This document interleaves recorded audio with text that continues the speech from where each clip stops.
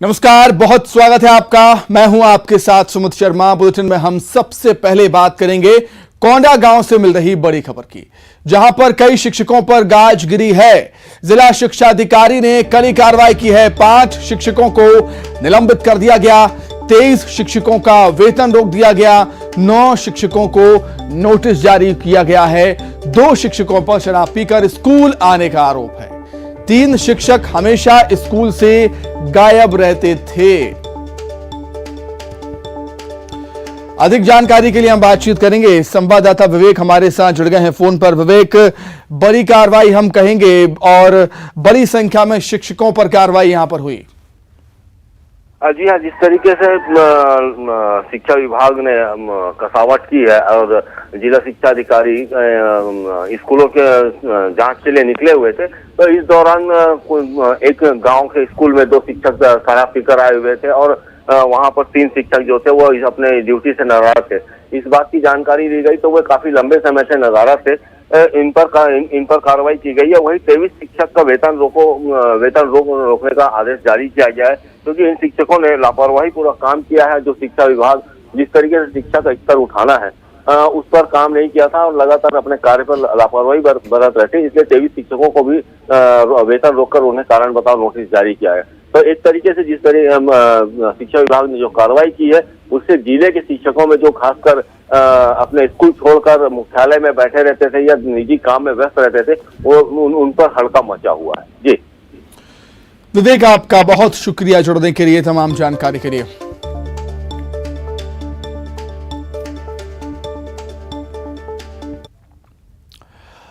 वहीं दुर्ग से खबर है, जहां पूर्व मंत्री के रिश्तेदार के घर 1 करोड़ की चोरी हुई है। जी हां, पूर्व मंत्री ब्रजमोहन अग्रवाल के रिश्तेदार के यहां चोरी हुई है। वैवाहिक समारोह में शामिल होने के लिए परिवार रायपुर गया हुआ था। दुर्ग के आदर्श नगर की घटना है। 1.5 किलो सोना, 15 किलो चांदी सहित 10 लाख रुपए चोरी हो गए। पुलिस मामले की जांच कर रही है।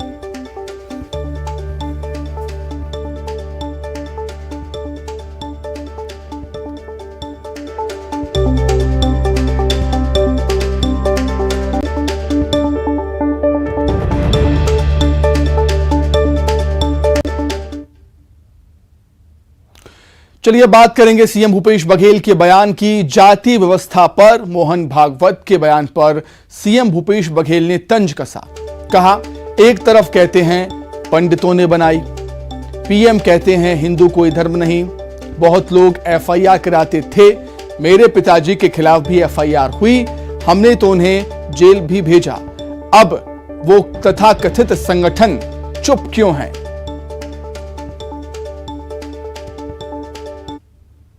जी खिलाफ एफआईआर कराया, हमने तो उसकी गिरफ्तारी भी की, लेकिन अब वो तथाकथित संगठन है वो चुप क्यों है?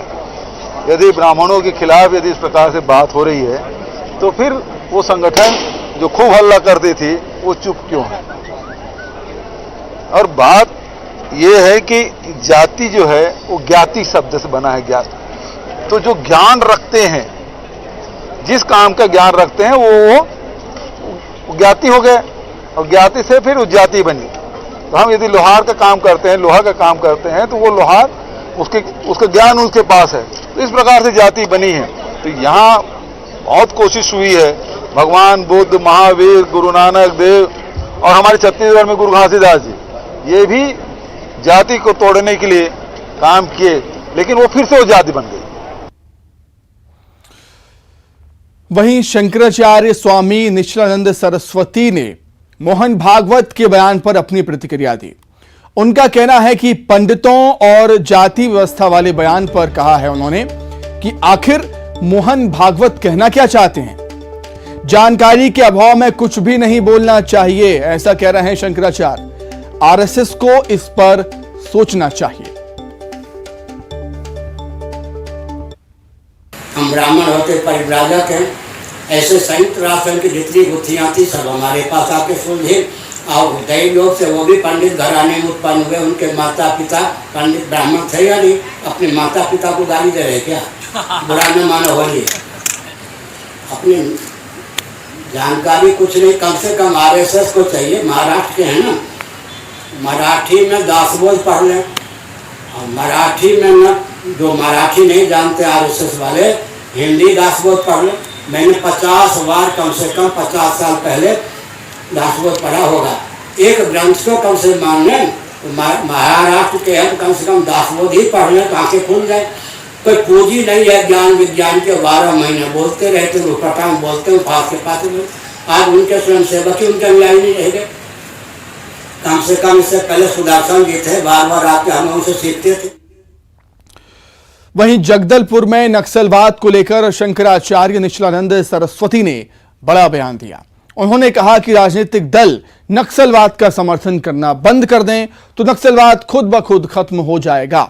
उन्होंने कहा कि सत्ता पक्ष और विपक्ष नक्सलवाद से हाथ पीछे खींच ले तो छत्तीसगढ़ में नक्सलवाद खत्म हो जाएगा और जो रह जाएंगे वो खुद ही खत्म हो जाएंगे। उनके इस बयान पर कांग्रेस ने कहा है भूपेश बघेल सरकार के कार्यकाल में नक्सलवाद कम हुआ है।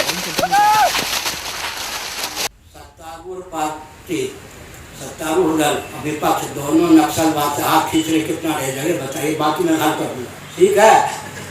सत्तारूढ़ दल और विपक्ष दोनों नक्सलवाद से अपना हाथ खींच रहे, कितने नक्सलवादी रह जाएंगे मैं पूछना चाहता हूँ। जो रह जाएंगे मैं दावा करता हूँ सब नक्सलवाद को खत्म कर दूंगा। देखिए, छत्तीसगढ़ में कांग्रेस की सरकार बनने के बाद नक्सलवादी घटनाओं में, नक्सलवाद में 80% की कमी आई है। जो नक्सलवाद छत्तीसगढ़ के 14 जिलों तक फैला हुआ था वो बस्तर के कुछ ही क्षेत्रों में रह गया है और एनसीआरबी के आंकड़े और केंद्रीय गृह मंत्रालय दोनों इस बात को मानते हैं कि छत्तीसगढ़ में नक्सलवादी घटनाओं में कमी आई है। महाराज निचलानंद जी का जो बयान है वो भारतीय जनता पार्टी के ऊपर में ज़्यादा लागू होता है। छत्तीसगढ़ में जब भारतीय जनता पार्टी की सरकार थी तब नक्सलवाद पुष्पित पल्लवित हुआ और कांग्रेस ने तो नक्सलवाद के दंश को झेला है। नक्सलवाद को संरक्षण देने का तो कोई सवाल ही नहीं उठता है। हमने अपने नेताओं की पूरी एक पीढ़ी खोया है, तो नक्सलवाद के बारे में कांग्रेस पार्टी कभी भी सहानुभूति नहीं रखेगी।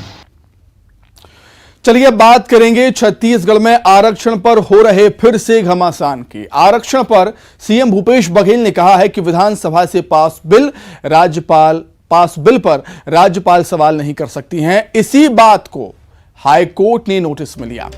हमें कोर्ट पर भरोसा है और हमें जीत मिलेगी। वहीं सीएम के बयान पर बीजेपी ने पलटवार किया। बीजेपी के प्रदेश अध्यक्ष अरुण साव ने कहा है कि आरक्षण के नाम पर सीएम भूपेश बघेल राजनीति कर रहे हैं और आरक्षण के नाम पर भ्रम फैलाने का काम किया जा रहा है। उन्होंने आरोप लगाया कि कांग्रेस सरकार के कारण ही आरक्षण में कटौती हुई।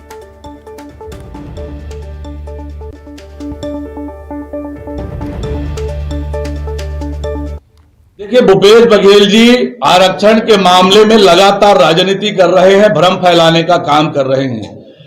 58% बढ़ाकर हमने किया। अनुसूचित जनजाति का आरक्षण 20 से 32% हमने बढ़ाया, वो घटा आपकी कारण। और इसी तरह से पिछड़ा वर्ग के लिए आरक्षण देखिए यही बात तो हम कहते रहते, इसीलिए तो कोर्ट भी गए कि राज्य विधानसभा जो पारित बिल है उसके मामले में राज्यपाल राज्य सरकार से सवाल नहीं कर सकती, उसको ये अधिकार नहीं है। तो उसे नोटिस में लिया गया। न्यायालय का मैं धन्यवाद देता हूं और मुझे पूरा भरोसा है न्यायालय पे।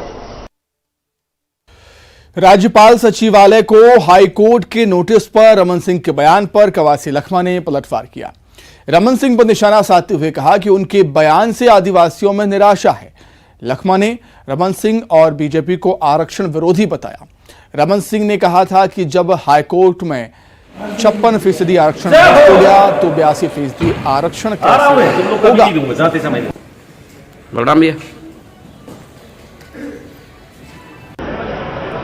हाईकोर्ट के फैसले के आधार पर तो रुका हुआ है। हाईकोर्ट ने 56% को रोक दिया। जब 56% को रोक दिया तो फिर 82% कैसे वैलिड होगा? ये तो सवाल उसी में था, उसी में प्रश्न छिपा है। और वो हाईकोर्ट का ही फैसला था। 56% को निरस्त करने वाला हाईकोर्ट है ना।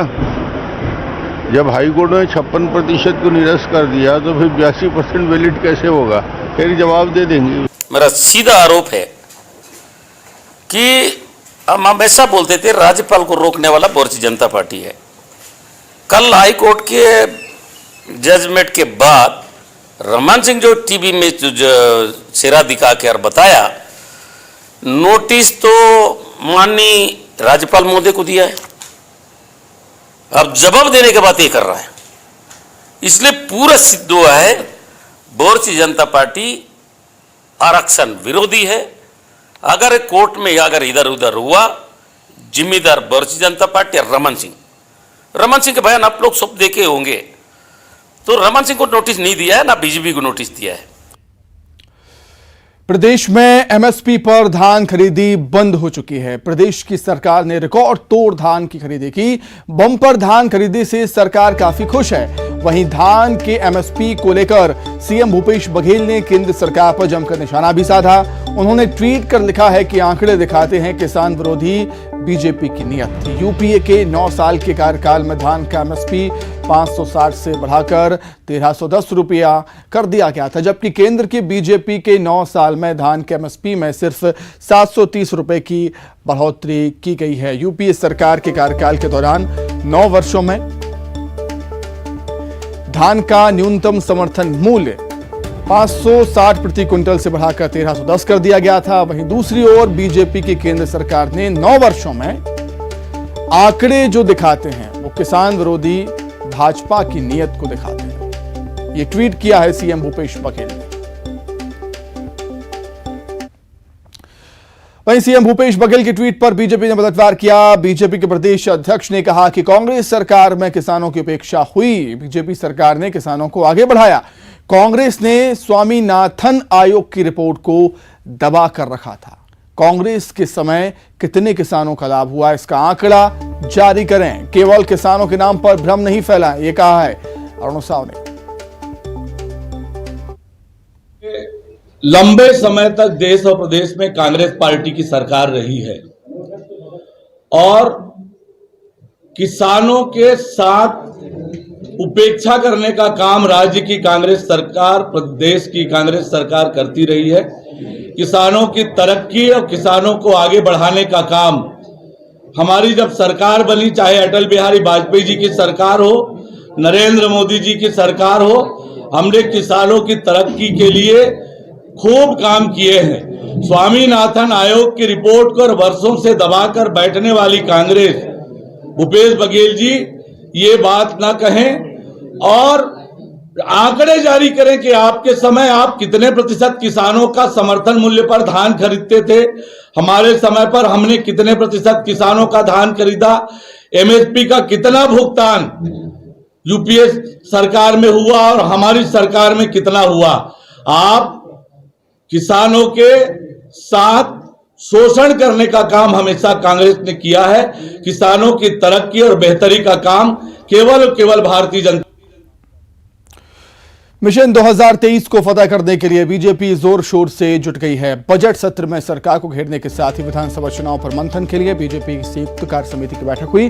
बैठक में सभी मोर्चा और प्रकोष्ठों के प्रमुखों के साथ पार्टी के सभी बड़े नेता शामिल हुए। बीजेपी प्रदेश प्रभारी ओम माथुर, प्रदेश अध्यक्ष अरुण साव के साथ पूर्व सीएम डॉक्टर रमन सिंह, क्षेत्रीय संगठन महामंत्री अजय जामवाल, पार्टी नेताओं के साथ चुनाव की रणनीति पर मंथन किया गया।